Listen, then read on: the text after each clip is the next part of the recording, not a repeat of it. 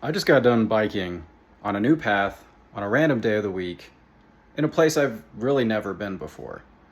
And that's a complete break from my usual routine. And I very much think, from a developmental psychology standpoint, that we as humans, we thrive. We absolutely thrive when we introduce elements of novelty. If we fall into too much stagnation, too much routine, and too much of the repetition day in and day out, things start to feel stale. Our neuroplasticity starts to go down. Our ability to take in new information and to figure out and be problem solvers kind of goes in the toilet a little bit.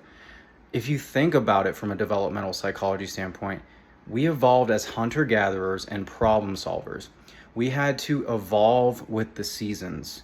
We had to constantly change and be dynamic creatures. And as it is, guys, most of us work a standard 40-hour work week doing the same thing day in and day out. That part is already repetitious and very much the same thing day in and day out.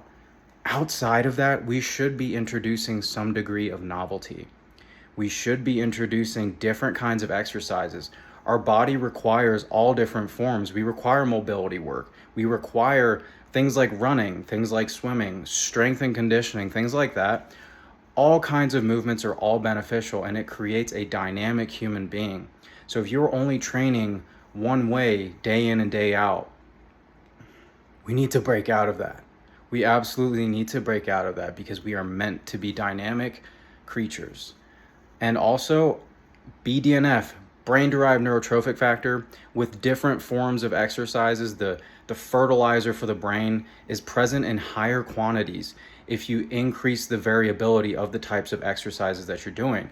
The brain tries to create and predict your day-to-day activities. And so if it's able to automate things and it can predict that, oh, at this time every single day I'm going to be doing this kind of exercise, it's going to automate that and give it over to your basal ganglia. You're not going to be using your frontal cortex, your prefrontal cortex executive functioning region, to essentially think consciously about designing a workout. Your brain's going to save calories and it's going to do everything it can to return back to homeostasis. That being said, outside of the standard stuff you already do every single day at work and the habits that are very, very important, vary your workouts, vary your habits, vary your hobbies. Keep yourself dynamic,